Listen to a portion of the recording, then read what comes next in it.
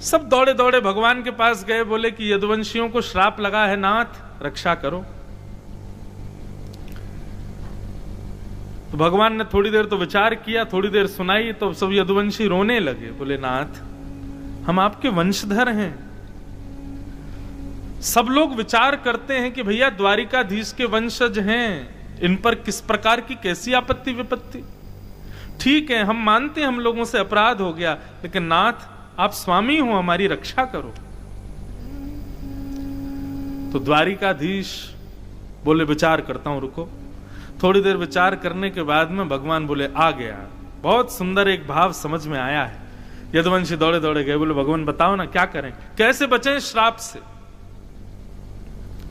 तो द्वारिकाधीश बोले देखो, हमारे इस सौराष्ट्र की भूमि में एक शंकर जी का मंदिर है और उनका नाम है सोमेश्वर महादेव, श्री सोमनाथ।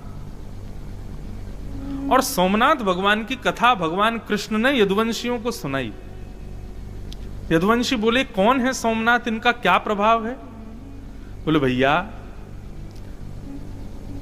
दक्ष प्रजापति ने अपनी समस्त पुत्रियों का विवाह चंद्रमा के साथ में किया, लेकिन चंद्रमा सबसे ज्यादा प्रेम करता है रोहिणी नाम की पत्नी से, दक्ष की बेटी।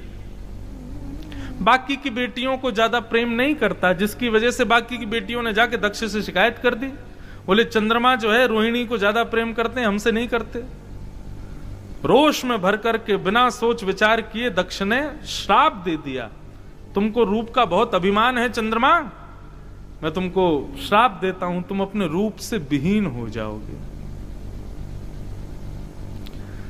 चंद्रमा थोड़े घबराए, लेकिन फिर मुस्कुरा के बोले ससुर जी आपने श्राप तो हमको दे दिया कि हम रूप से विहीन हो जाएं धीरे धीरे, लेकिन इससे विधवा तो आपकी बेटियां ही हो जाएंगी। दक्ष प्रजापति बोले ये तो मैंने सोचा ही नहीं। केवल एक बेटी के प्रेम को देख करके बाकी बेटियों ने आपसे शिकायत कर दी और आपने हमको रूप विहीन होने का श्राप दे दिया, परंतु इससे भला किसी का नहीं होगा, बल्कि आपकी सारी बेटियां विधवा हो जाएंगी जिस दिन मैं अदृश्य हो जाऊंगा।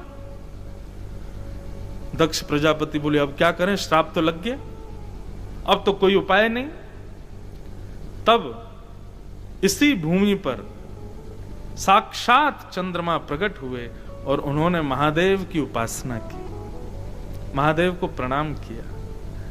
जब तप किया समुद्र के किनारे खड़े होकर के, धीरे धीरे उनका रूप कम होता जा रहा था।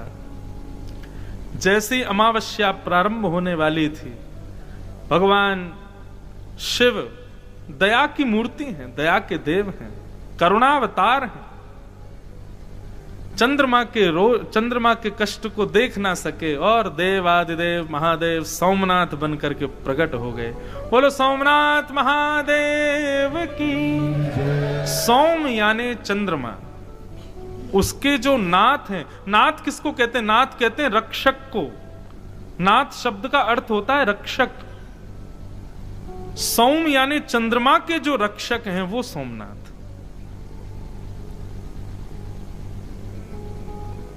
चंद्रमा के सामने प्रकट हो गए। बोले क्या बात है चंद्रमा, इतने दुखी क्यों हो।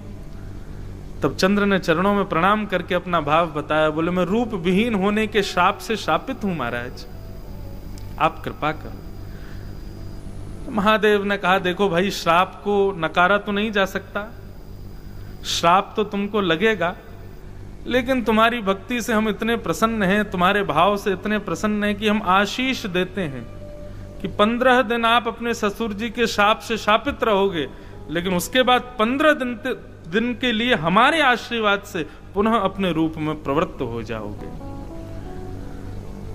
श्राप तो लगेगा, लेकिन हमारा आशीर्वाद भी मिलेगा। तो एकम से लेकर के और अमावस्या तक चंद्रमा जो है वो श्राप में रहते हैं, लेकिन उसके बाद प्रारंभ होता है महादेव का आशीर्वाद और पुनः अपने रूप में आने लग जाते हैं। और पूर्णिमा के दिन पूर्ण चंद्राकार आकाश में चंद्रमा प्रवृत्त हो जाते हैं। ऐसे महादेव के प्रणाम करने से, ऐसे सोमनाथ भगवान को प्रणाम करने से चंद्रमा बन गए भगवान कृष्ण बोले हमें लगता है कि हमारे यदुवंशियों के श्राप को भी शायद महादेव इसी प्रकार किसी आशीर्वाद में बदल दें। तो भैया आप सब लोग यही कीजिए, द्वारिका से बढ़िया नाव करते। अच्छा, अब जो द्वारिका हम लोग जिसका